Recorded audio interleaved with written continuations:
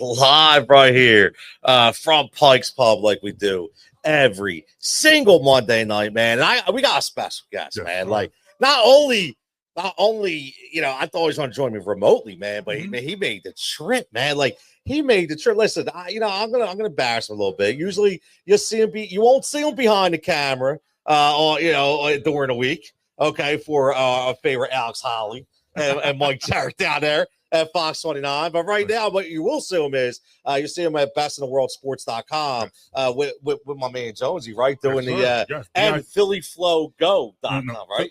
Philly Go Flow. Philly Go Flow. PhillyGoFlow.com. Yes, where you do all your own music, man. The truth of the matter is, I'm trying to be like you. I'm trying I went to the Tony Cutillo school of how many jobs can one person have at the same time. I'm trying to be on I went to the school of how many different shows can one person host at the same time. That's what it is. Like if you host a bunch of different shows, at least one of them is going to be a hit. And that's what. Listen, man, you gotta try, right? You gotta try. Exactly. You gotta try. You make sure you give him a follow right here at JLB from DVM, bestintheworldsports.com. As always, brother, man, it's been real for coming out, man. But man, listen. We got to get right into this because you know why I brought you on here. We can't have nice things. No, we cannot have nice things. We can't have nice things. Oh man, I'm getting tongue tied already. Mm-hmm. I was getting so frustrated this morning of hearing people. And again, we've both been critical of the big guy. Yes. Right? Yes. But to call him soft over that injury. Well, here's the thing. And sometimes you just can't win for losing. How many times do you hear people say, why doesn't Joel Embiid go down in the paint? Why doesn't he battle in the paint? Why doesn't he go down there and bang with people in the paint? He's such a big guy. When the answer is every time he goes down there, somebody breaks his face. Yes. He gets his face broken. Yep. That's what happens. You have to admit it was a different time at the beginning of the season. Yes. At the beginning of the season, I said to myself, because we just got finished watching that debacle of an end to the Phillies season. You saw how the Eagles started their season. Oh, I said it was bad time. It was bad times. I said I did not have it in me to be angry with the Sixers for 82 straight games. I agree with you there. I just don't have it in me. I just don't have that type of anger, the anger that was carrying on. Because right now, at the end of the Philly season, I wanted everyone not named Bryce Harper to go. Yeah. Bryce Harper can stay. If your name is not Bryce Harper, yes, you can go. I completely agree. And at the beginning of the Eagles season, I was like, look, for all those Phillies that are out the door, you can take Nick Sirianni with you. And you might have had to take Jalen Hurts too. I know.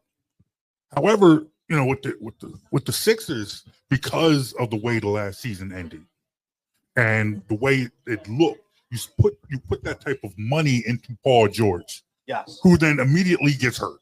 Yep. You look at Joel Embiid, who has an injury history, who you know that Joel Embiid goes into the offseason and needs to get healthy. But what does he decide to do? He plays in the Olympics. I got a different opinion on that, though. I'm okay with that. You're okay with that? Yes. No, I understand. But nonetheless, it feeds into the criticism. Yeah, you're right. It feeds into the criticism. Yes. And what happens? He's not ready to play. So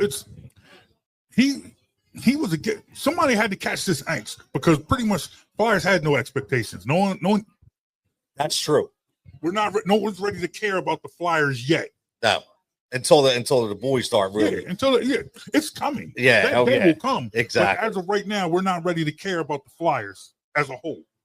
That's true. So you come in, you have your Sixers. I'm telling you, man. It's looking bad, but to me, where I am with the Sixers is, I feel like this has to work, because if it doesn't, then yes, then you got to blow it up. Yeah. And I'm under the belief that if you blow it up, you got to blow it up. But how can you see that? See, that's the thing. A lot of people are like, and I was one of those guys, and I have to watch what I say. I will say this. I gotta watch what I say. Why do you gotta watch what you say? I gotta watch what I say, man. I gotta watch what I say. I just saw the graphic. Your name was on fire. How do No, you have to watch what you say? no, like because what I mean name was on fire. You're right, but it can always it's always taken it the wrong way, right? So I got to really, and understood. I love Joel Embiid. Yes. But I also was to say, I don't think we'll ever win a championship with him. Oh. And I said that 2 years ago. Okay. And unfortunately, it's playing out. And I hate to say it, but only because of everything he's been through. I still think that, the Jimmy Butler year, that was the year. That was our best opportunity. Yes. I still have those nightmares that he's gone, man. Like, I'm watching that Charlotte game where he knocks that three, and we're like, yes, we got a closer. Yes. We got somebody. Gone. Right? So, man, I look at this team. As soon as they signed him to the extension, you can't blow this thing up. It's unblow. It's how do I say it? I'm going to do a tongue twister. Like, I don't even know. I was going to say unblowable, but what it doesn't even make sense, right? Yeah. But you can't blow it up. No.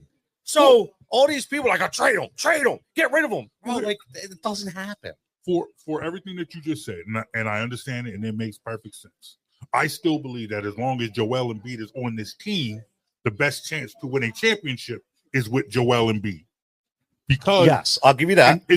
In the history of Philly sports, you don't see trades of superstars that make the team better. You're not going to trade a Joel Embiid and get better. You're not going to trade a Joel Embiid and move on from where you are. You're not going to pick up from where we are. If you're trading Joel Embiid, you're throwing in the towel. Yes. And to me, it's like if you're going to throw in the towel, you have to throw in the towel. There is no, hey, let's trade Embiid and build around Maxey and McCain. Even with McCain being hurt.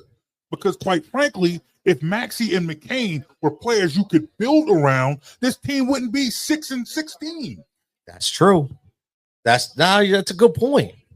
No, you do make a good point. Like again, and that's why I say you're helping me watch when I say yes, their best opportunity to win is with Joel. But if they decide to blow it, like you said, they're not going to get better. Yeah, no. Right? I mean, we're going. I don't want to say process, but I hate that word.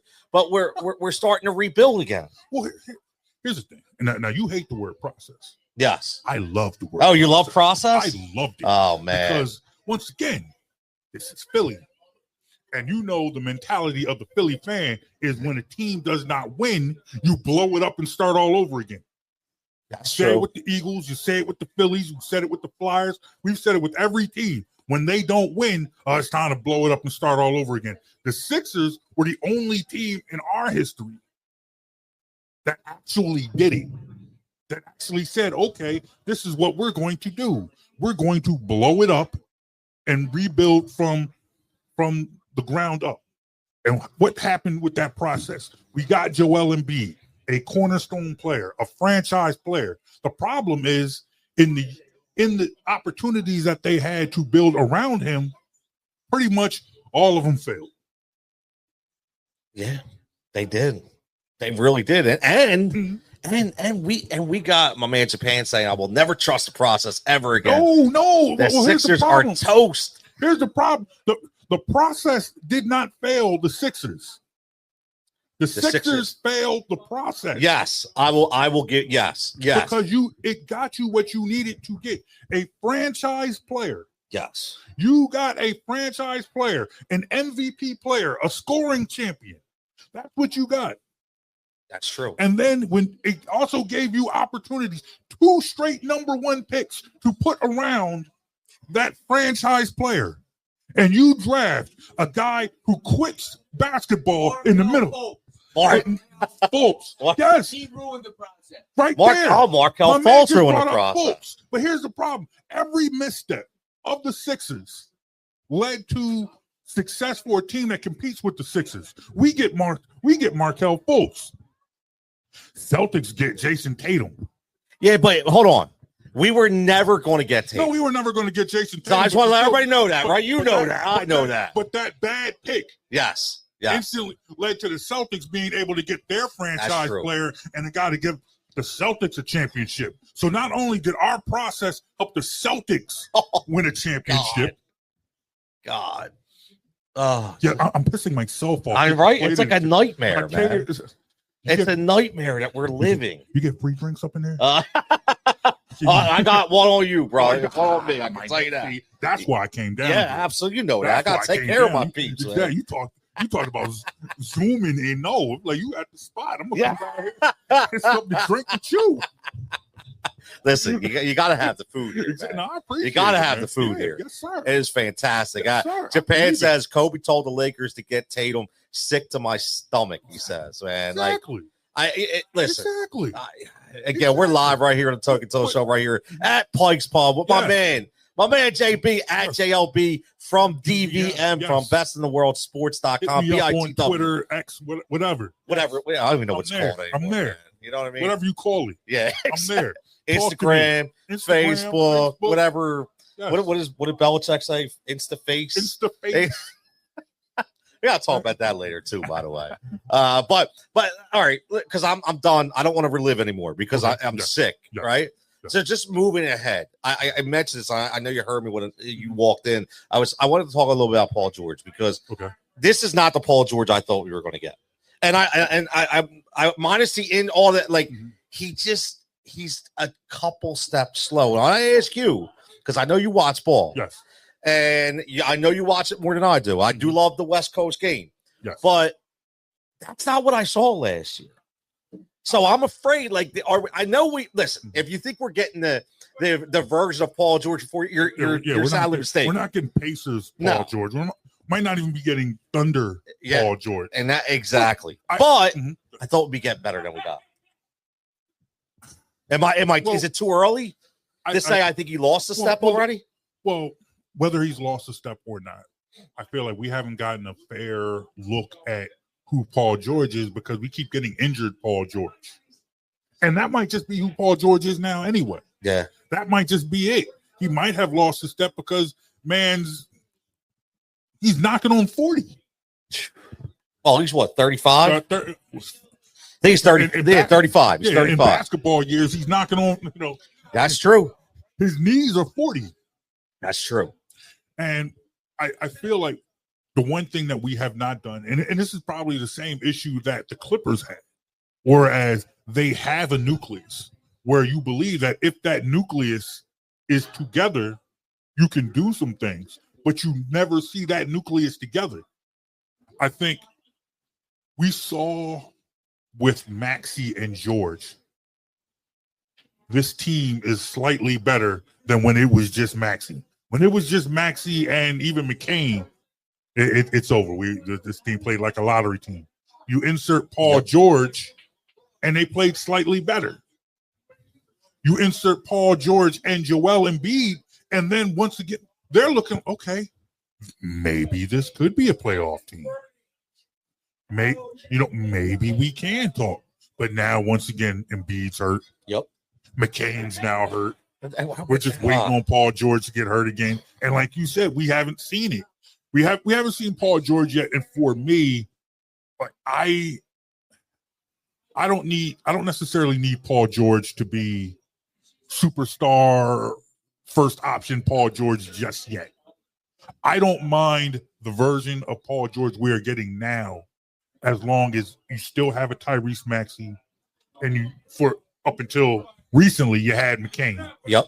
Which that sucks, by the way. That absolutely sucks. Like that came out of nowhere too, man. Like, again, can't have nice things. No, like that was going to be our one thing this year. Exactly. Look, we rookie of the year.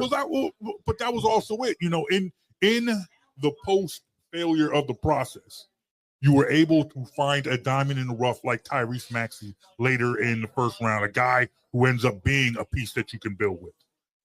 And then lightning strikes twice when you bring in a McCain who can give you points, can serviceably run the point in the fact that he won't turn the ball over. Not necessarily a guy you want to run your offense through, but he is somebody you can trust to bring the ball down and find an open guy. So you had those pieces. So to me, if you have those as your 3 and 3A pieces who can move up and be 2 and 2A, I don't need, as long as Paul, I just need Paul George to be better than Tobias Harris at this point. Oh, well, listen, if he's better than Tobias Harris, if we got some problems, man. As long as Paul, as long as I'm not missing Tobias Harris, I'm cool with who Paul George is right now. That's a big $200 miss, $200 million miss. I should say, man, exactly. My God. Japan says it's the East. They definitely should make the playoffs with just Maxey. I don't agree with that. No. It's just the East. I don't know, man. Like, I think, see, this is where at Japan, listen, I'm not, no disrespect. I've I've watched basketball, and even coming into this year, like, I hate that Banchero got hurt. I hate that Franz got hurt again. Like, I was looking forward to watching that Orlando team because they are young and hungry. Right, so to say the East is deep, man, it's deeper than people think, man. I think so too. I think so too. And you're seeing like a lot of the younger teams are younger in this that aren't performing. They're not performing for the same reasons. They got injuries. Yes. You look at Charlotte. You look at Ball. How many times he's been out? You look at Orlando and their injuries. Yep. That's the problem. That's true. And all of those teams are in the same position as the Sixers, as when they get healthy, they should be better. The problem is we're digging the hole that they're not digging. Yeah. And that's what's crazy. Right. And that brings me to, another thing I want to ask you is when I looked at this team constructed by Daryl Morey, and I said to myself, this is the deepest team I've ever seen the Sixers have since the Joel Embiid era, right? But these guys, man, like all of a sudden, I feel like we get guys that all of a sudden forget how to play basketball. Like all of a sudden, Caleb Martin can't play. All of a sudden, Eric Gordon, who I get it, looks like he's 90 years old. Like these guys, like all of a sudden, like Drummond doesn't even look great. Like we got all these guys around, like what's going on? And why the hell isn't Ricky playing more? That's what bothers me. I feel like there needs to take something from the Eagles. In the sense that how did things turn around for that Eagles defense? Start playing the young guys. Yes. Why are the young guys not playing? Yep. I got a buddy who always hits me up on my show. Okay. Always talks about why isn't he playing the young guys? Why wasn't McCain getting more minutes? Yep. Why isn't Council getting more minutes? Yep. You're sitting there and they're young guards out of a job right now. Yep. Who could probably give you more than some of these older players on the Sixers right now. I agree. And that's part of the problem. And I think they believe, I think the Sixers still believe that they are a team that will be better once their veteran stars get healthy. And when you get your veteran stars healthy, you want veterans in there with them who know how to play with them, who will know how to adjust, where they believe the young guys might not be there. But sometimes you just got to let the young guys eat.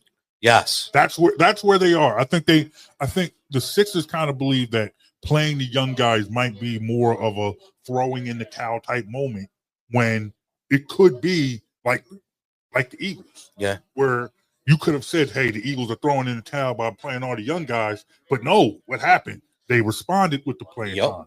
Exactly. So, and they do it all. And that's the thing. Like when you see Ricky come in, and you see the insertion of energy that he brings. KJ Martin. Yes. I mean, these are energy guys. I don't, and Nick Nurse made a weird comment about it the other night when he in the presser post game. He was like, well, Ricky, and he talked about his size and like, bro, like I get it, I understand, but he can play. Yes. Like, why is he not playing more? His size. Like, do you see the front court of your future? Exactly.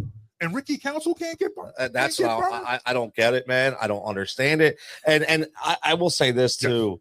Again, this is Tony Cutillo show right here live from Pike's Public. We are every Monday night right here, 455 2nd Street Pike, the home of the fantastic $3 lunch special menu every day from 4 to 6.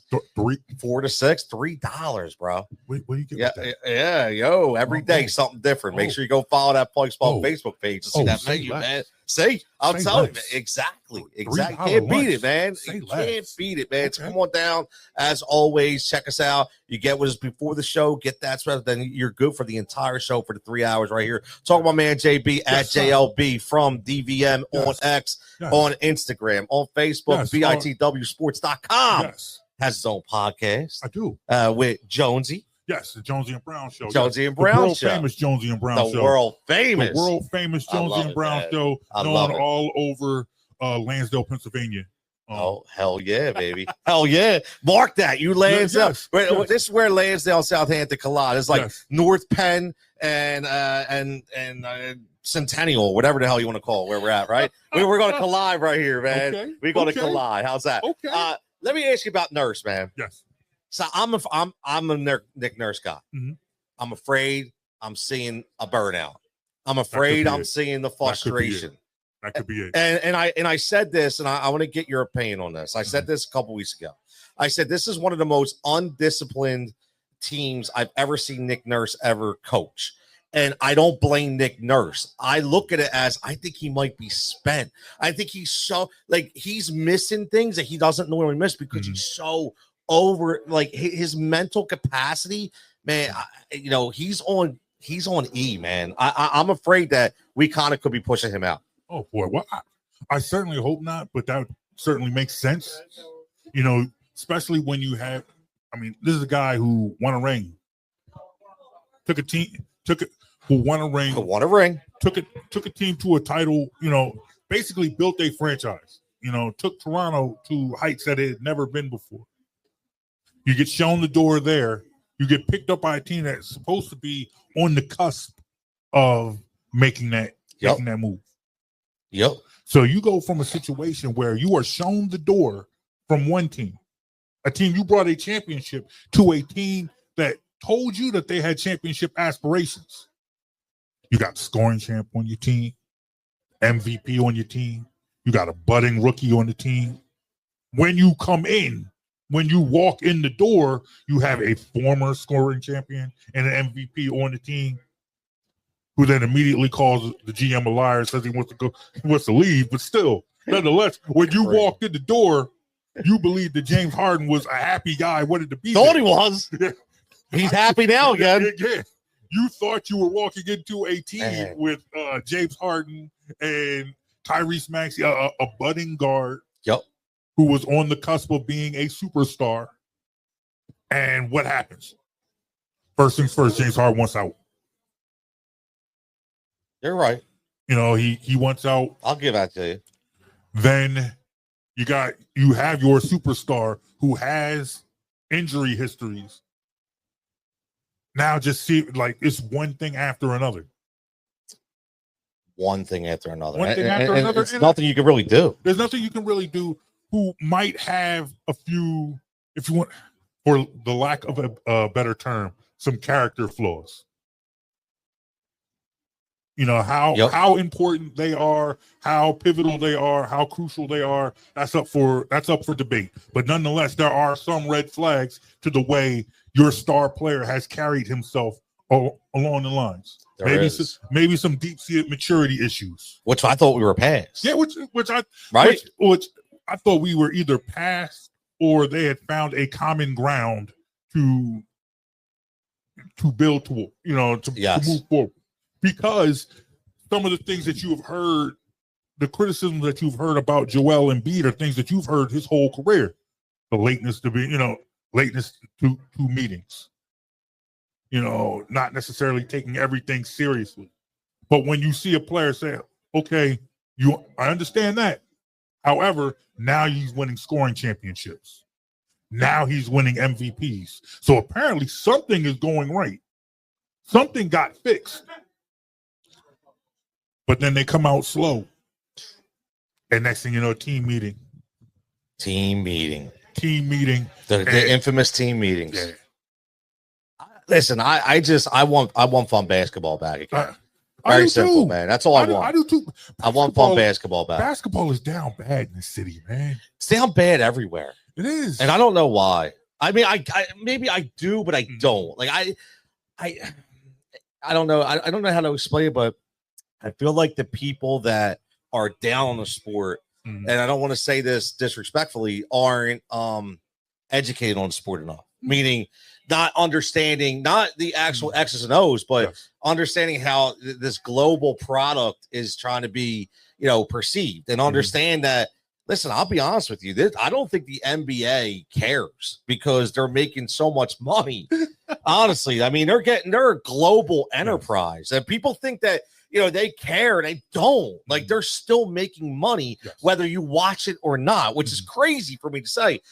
But I'll tell you what, man. I think the only way that this turns around is they got to cut the 82 games. You think so? Yes. Well, I think you got to. Make it a 50-game season. 50. Yeah. Make it a 50. If you're going to have 8 teams make the play, like, make it a 50-game season. You're going to have guys sitting 30 games anyway. Well, that might be true. Right? I mean, that might be true too, but I also, I think part of the problem in sports, believe it or not, I think part of it is the athlete has gotten smarter. And athletes are starting to take care of themselves, not necessarily physically, but mentally, spiritually, financially. Yep, that's right. Like back in the day, you hear people talk about complaining about load management and players taking off and whatever. And I feel like probably the poster child now is probably like Kawhi, and Embiid, Paul George, and for a while it was LeBron. And you would always hear about players in the past, they didn't do that. Guys didn't do that. Mind you, Jordan retired. He quit the whole sport twice. Exactly. He took 2 years. He took a whole series off for load management. Well, if we want to call it load management, we can get some conspiracy theories about that. Right? Well, I'll keep that quiet, though. But nonetheless, but still, you look at that Jordan era. And you look at the mentality that came out of it, that Jordan was A1, the top, the upper echelon. He was the peak. And rightfully so. I'm not going to argue that. You can't. Nope. Jordan, greatest of all time. Go. But then you look at that tier underneath him. The Barkleys, the Malones, the Stocktons, Sean Kemp, Gary Payton, Patrick Ewing, Reggie Miller. Those guys could never be on the level of Jordan because Jordan won and they didn't. So we have now put that type of value on winning.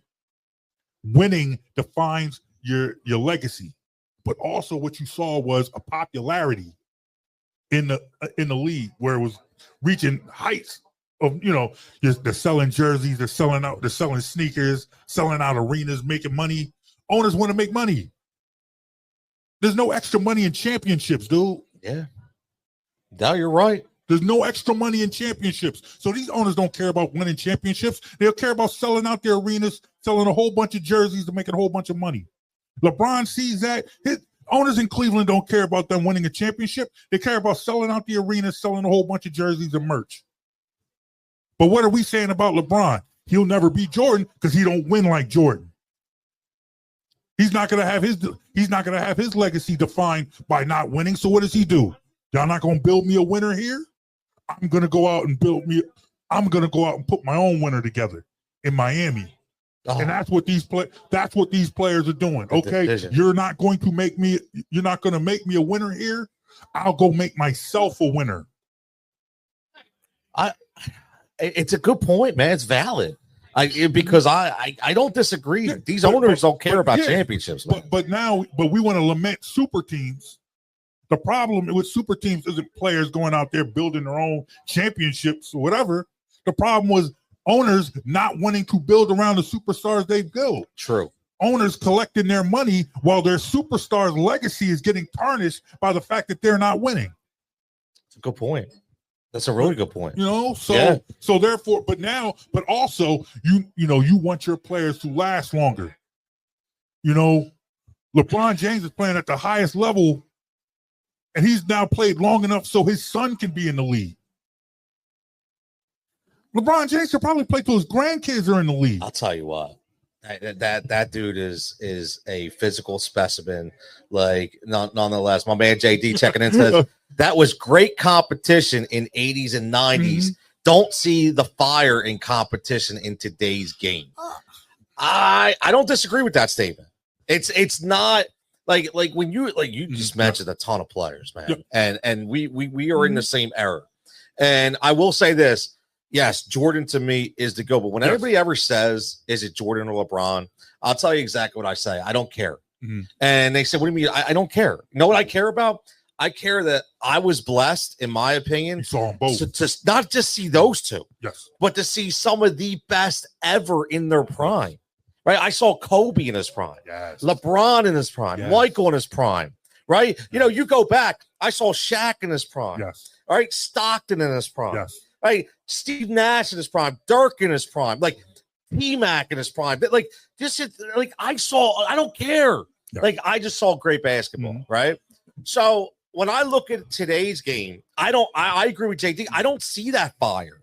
I see the competition, but it's more of a friendly like me and you could probably go out on a blacktop and have the same competition. It's not what we used to like he said, Jordan and Kobe, LeBron, not top 15. Now that's going to be an interesting discussion for another day, because that could spiral right here. Are easy there, buddy. Yeah, this could spiral. Calm down there, buddy.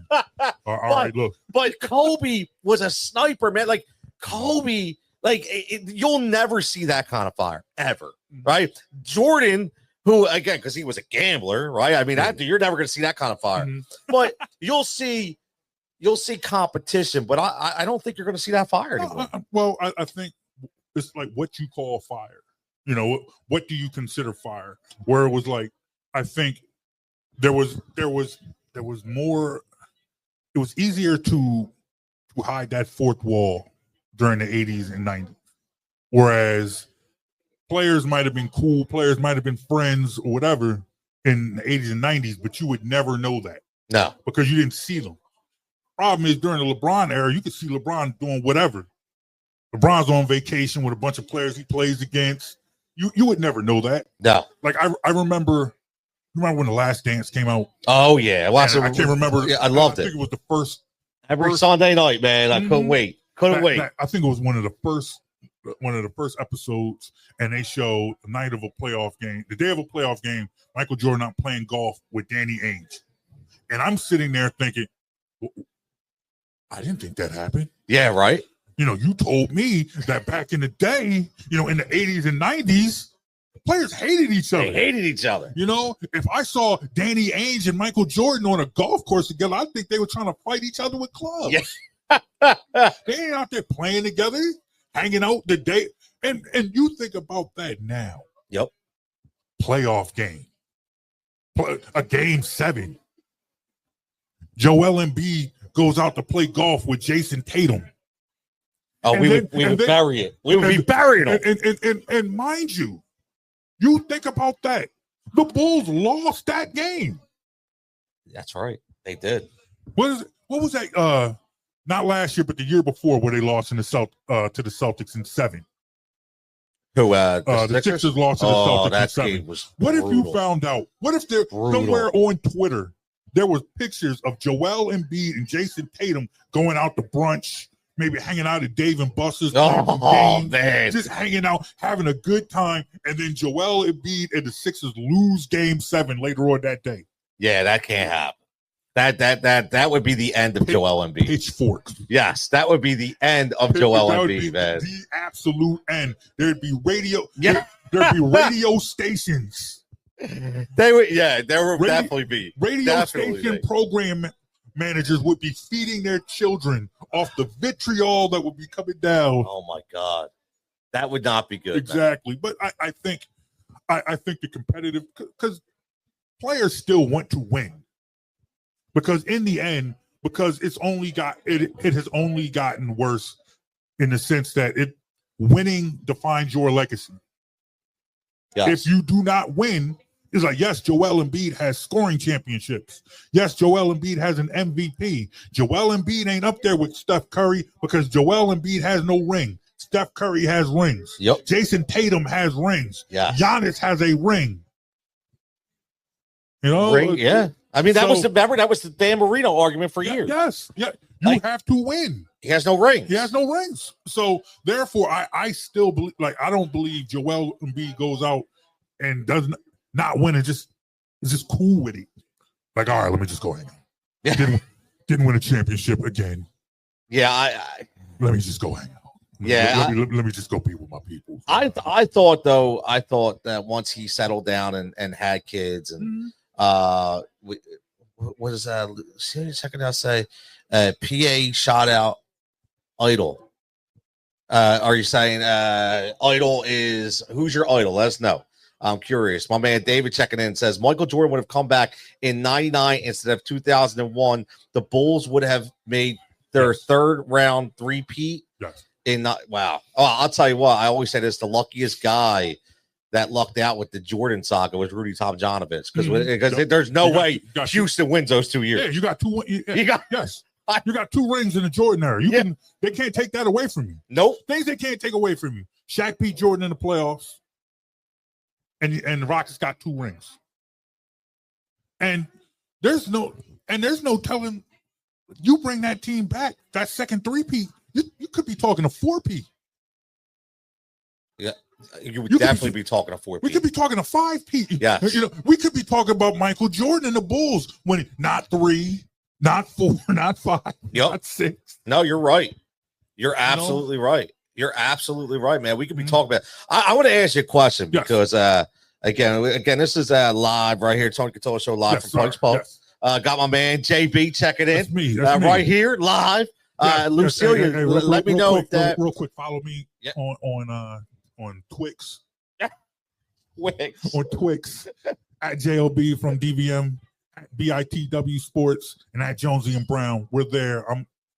I got one phone and a bunch of different accounts. I love it, man. I love it. If you follow me, I will talk to you on one of them. Yes, he will. Yes. Again, because I can tell you that because that's how this started, right? Yes. That's how this started. But I gotta ask you this clip. It's not a clip. It's a vote that I put out there. I think it's very, very interesting. And again, we're gonna keep this segment going. We're gonna cut it a little short, but we're gonna keep it going because we're having a good conversation. Japan, you will be on 7:45, and then we're gonna go a full hour with man Jimmy Mack. We'll talk about the Philadelphia Phillies, man. At 8:00, we're going a full hour, 45 minutes to an hour. All Phillies, man, 100%. Because the comments are coming in about the talking. When you're running the show, you got to kind of go, with what goes. You know what I mean, JB? You got to go with the hits, man. Yes. So here's a question for you. People want me around. Yeah, it sounds like that, man. People are enjoying me. Yeah, they're going to enjoy you. So we're going to have to take you to 7:45 here, man. Till a Japan segment. Now we're going to do Japan segment, and then we're going to go Jimmy Mack Phillies for a whole hour, man. Because there's a lot. Because we need time for the Philly saga right now. You told me it was going to be a half hour. Look, I'm gonna take advantage of my time. I said 15-20. Look at where we're at, man. It's good. Oh, man, you never know where it's going to go. Man, never know what's going to go. I'm not going anywhere. Look at this poll right here. Okay. No injuries. Okay, I saw this. I love these polls. Yes. Who has the best NBA career out of these five players? T-Mac, Derrick Rose, Brandon Roy, Yao Ming, Grant Hill. Ooh. I mean, you think about five legitimate players. Now, I will say, I'll just tell you what I shot out today was, to me, it will and always be T-Mac. Yeah. If T-Mac does not have microfracture surgery on his knee, T-Mac, if everybody witnessed how electric he was in Toronto and then right in the beginning out there in Houston before he got in, I mean, he was even before Houston. Yeah. Even before Orlando. Houston, when he was in Orlando, and this is why I would say it was Grant Hill. Ooh. That Grant Hill, my man. That Grant Hill McGrady backcourt would have fed children. I forgot about that. I didn't think of that. That backcourt right there, when you thought, and to think they were going to build a big three with Grant Hill, Tracy McGrady, and Tim Duncan. And the only thing that kept Tim Duncan from going to Orlando was the fact that Doc Rivers wouldn't let Tim Duncan's woman on the plane. What? You didn't hear that story? No. Tim Duncan was a free agent. Okay. He's meeting with Orlando, and he's like, does family get to ride the team plane with players? And Doc was like, nah, no. Doc. Come on, Doc. And Tim was like, you know what? Okay, I hear you. Your team. I'm gonna go back here to San Antonio. I didn't know that. I did not hear that at all. A couple more rings. Oh my God! You think about that big three. Wow. You think about there. That's a what if. That would have been fire. That would have been fire. Jesus. So that Derrick Rose, that hurt my soul, even though he got hurt against the Sixers, and that put the Sixers in history of being an 8 seed that beats a 1 seed. But you hate to see it. You hate to see it that way. That was bad. Yeah.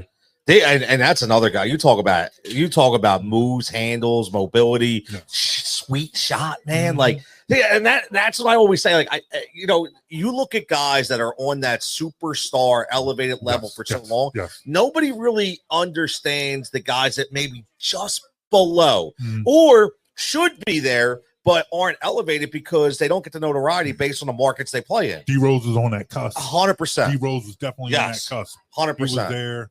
And I think, I think he just came to NBA too late. Yeah. I think, I agree. He was in that same, if you remember Arvydas Sabonis. Yes. Big man that had skill, but he started his career overseas. Yep. And then by the time he got to the league, he was still dominant, but he was old dominant. Yes. And that's probably what made, he had a veteran's game. Yep.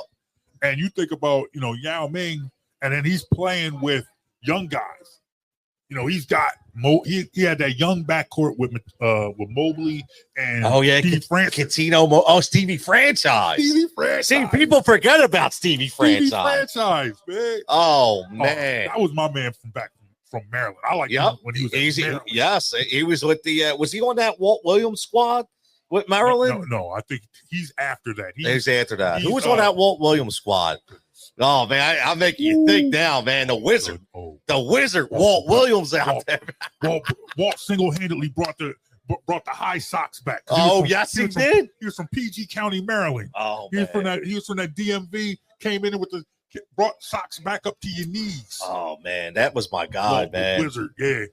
First of all, ACC Maryland was special. People just don't understand. Back ACC Maryland, especially ACC Maryland basketball, because nobody cared about Maryland football. But back when they were working to be that number 3, they were like the Penn State football of ACC basketball. Whereas when you think of Big Ten, you think of Michigan, you think of Ohio State. But Penn State was right there, and they try to be that team that we might be number 3, but we'll beat number 1 or number 2 on any given Saturday. Yep. And that's what Maryland was back in the 90s, early 2000s, where you think of ACC basketball, you might think of North Carolina, you think of Duke. But Maryland jump in there, and they'll beat either one of them on any given night. And that was old school ACC basketball, man. That was when, you're going back to the Georgia Tech Bobby Cremins days, man. Like, you're going hardcore ACC, man. Back in the day when they used to have that ACC tournament, the tournament, and then they would have Sunday night ACC basketball on Raycon Sports. Wow, see, we showing age, man. Back when you could watch, we showing age. You could watch a great college basketball game on Philly 57. Oh man, we are showing age. I was back then, man. I was a big college fan. Yeah. I mean, still am, but I was more back then, more invested. And I think because in the Philly area, I always bring it up, man. Shout out to my man, my first basketball coach ever, my man, Mr. Clyver, Bill Clyver. Check it out. Temple's own, alumni. And he gave me the Temple experience. Yes. He brought me to the Palestra for the A10 tournaments where I sat on the benches and all day watched St. Bonnie's, watched LaSalle. I had Eddie Jones dunking right in front of me. Aaron, I didn't know how to act, man. But that was when you had those wars, man. You had the UMass wars with with Lou Rowe, right, and Marcus Camby. Then you had the Razorbacks in Arkansas with Todd Day and Lee Mayberry and Corliss Williamson. John Chaney tried to shoot the fade with Calipari right after the game. Yeah, that was great. My senior year of high school, and I thought it was one of the greatest things in sports. That was great. That was great. Oh, my God. John Chaney tried to shoot the fade with the coach after the game.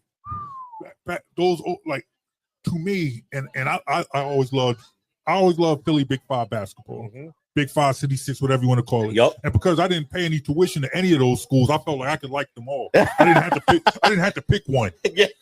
If I went to one of those schools, I would have picked one. You would have picked exactly. But you didn't have no allegiance. Yeah, I had no allegiance. They got no money from me. So yes, I can like Temple and Villanova. But you know, it's like those Mark Macon. Oh my God. Goodness. Those Temple teams, man. Mayor Vic Karstafen now.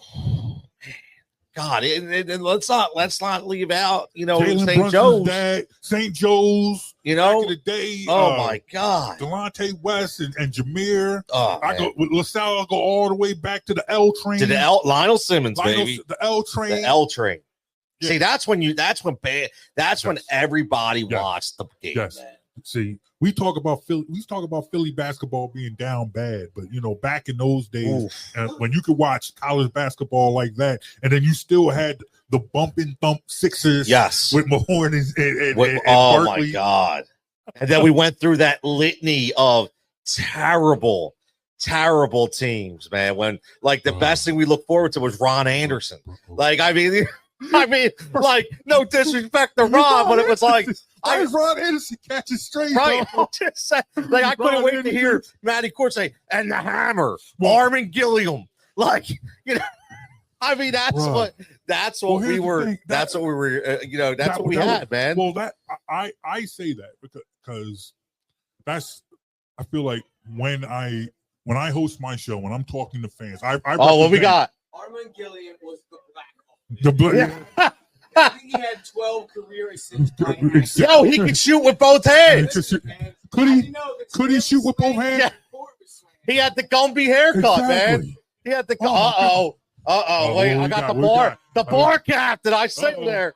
I saw the bar captain's here. I try to tell people I represent old Philly sports. You know, I was blessed to see.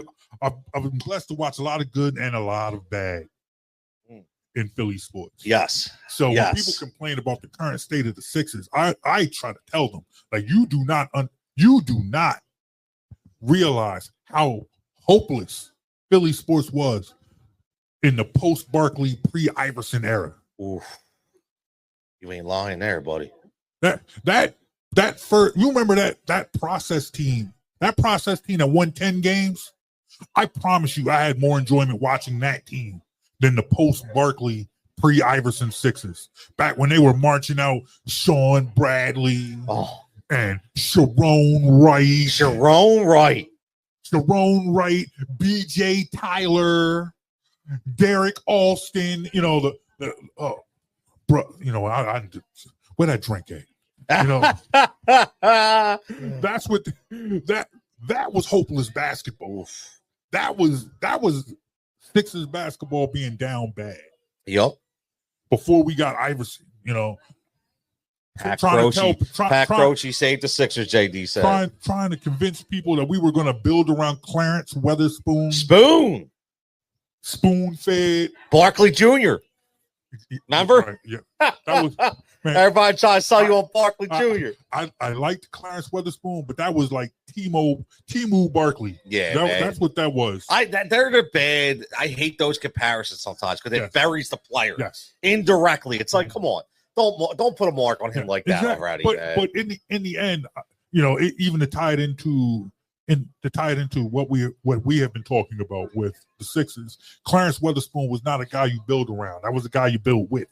Okay. And that's the same as Maxey and McCain. Those are not guys you build around. Those are guys you build with. Those are guys you have a superstar. You put guys like McCain and Maxey around your superstar, and you will win. That's true. You see what happens when you try to make Maxey and McCain the superstar. You get 6 and 16. Yeah, I listen. You're right.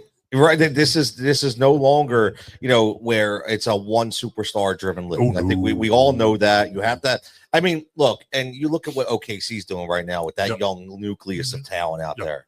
And again, they are that again benefit the Paul George trade. And it'll go down in history as one of the worst trades ever. But beneficial for OKC, obviously, right? Now JD checking in. We'll get back to this one. We got a couple minutes left. He's talking about who he's putting above over LeBron. He says Kareem, Wilt, Elgin, I don't know, Shaq, Dr. J, I don't know, Magic, Bird, Moses, George Gervin, Reggie, hell no, Jordan, Kobe, Walton, hell no, Barkley, all would take over LeBron. No. Now see, I only have. I'm going to be honest. I only have 3 people over LeBron, and that is not a slight at anyone on that list. But Kareem, Wilt. Yes. If you ask me, I will always say Wilt is the GOAT. A lot. My whole thing is I never saw Wilt. It's so hard for me. I mean, you can look at the dominance. That's why it's almost you got to go through errors, right? But no, I get it. The numbers speak for themselves. Yeah, I with Wilt, I will always say, because I never saw him play either. But my father was always a Wilt guy. Okay, and I grew up with him telling me about Wilt. Okay, and how Wilt changed the game. And if you do some research, yes, you can look at the numbers, but you look at the numbers versus people. Look at Wilt's numbers versus Bill Russell's. Look at Russell and Wilt's numbers head to head against him, where Russell might have been the second best center in the league, and Wilt would absolutely dominate. Now, granted, nobody else on the Philly team would dominate. Meanwhile, Bill Russell had as close to a murderer's row of basketball as you can get. That's true. So, Wilt is the GOAT. If you're going to put winning as the ultimate value, then you got to put Bill Russell up there because that man has more rings than fingers. No, right? No, I don't disagree. If you're going to put like I always talk about Jordan 6, Kobe's 5, 6 plus 5 is 11, and that's Bill Russell. Oh yeah, check that out. Okay, and I mean, listen, if you talk about dominance, right? I'll be honest with you. I've had this. Now just for the record, I will say that. I still say Jordan is the GOAT, and I have Kobe and Kareem over LeBron. They're I actually think it's Jordan. I think it's Kareem. It's Kobe, and then I do put LeBron.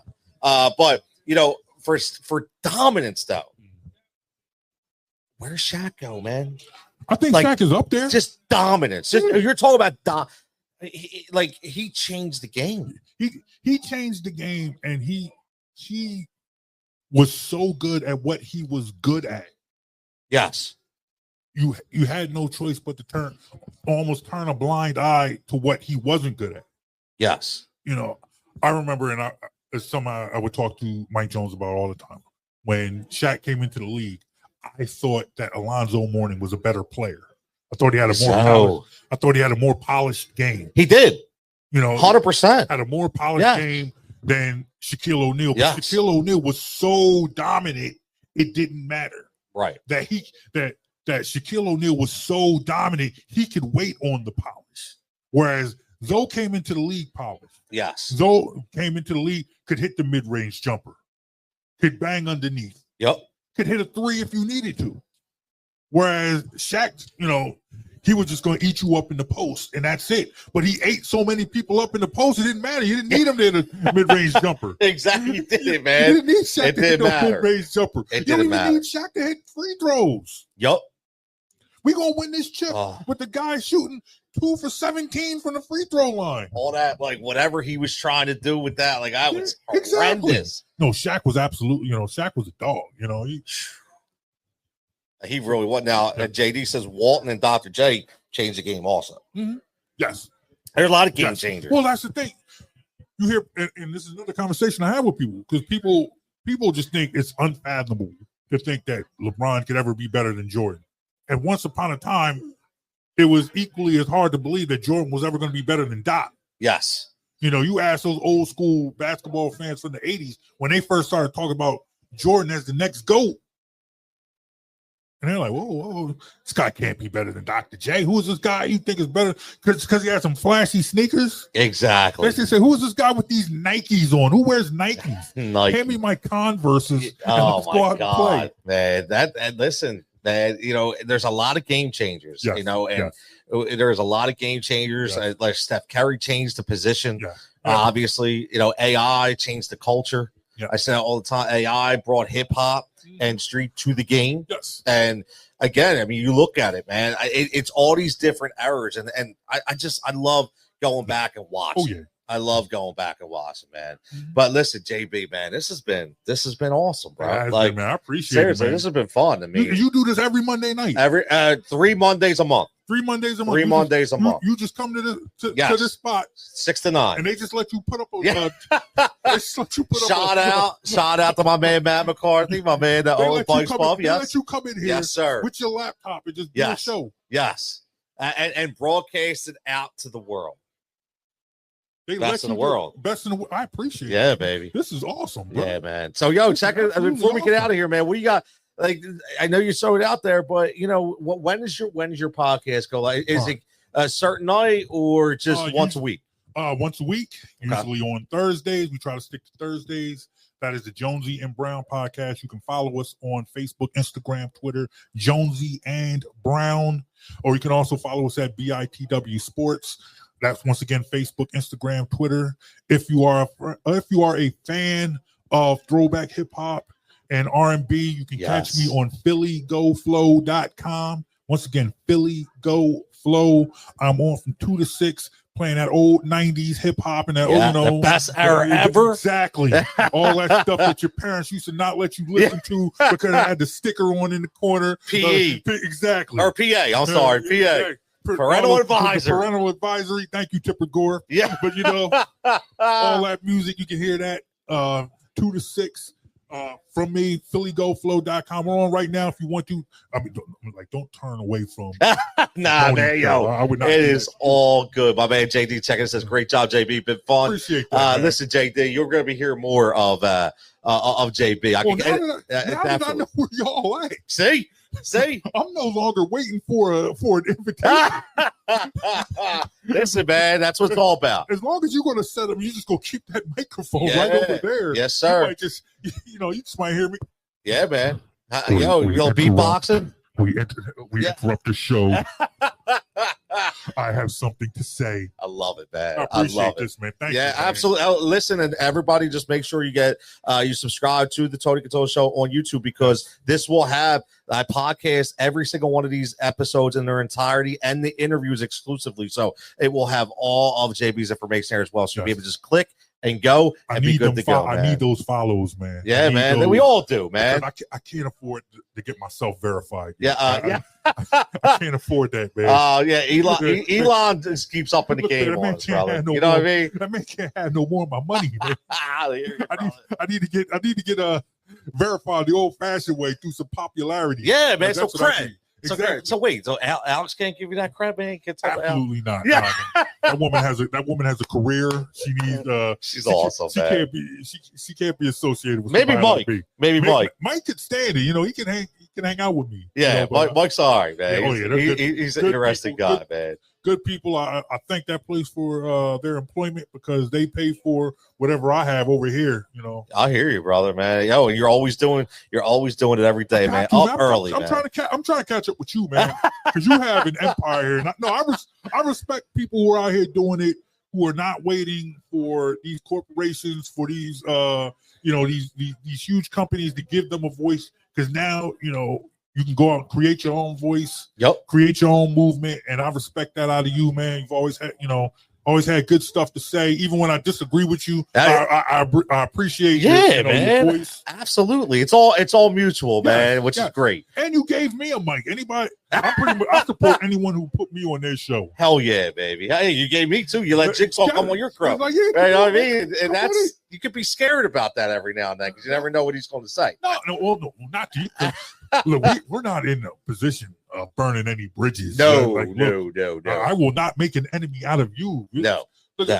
93 people are watching right now. Yeah, they're all over, man. That's 97 more than I would have. No.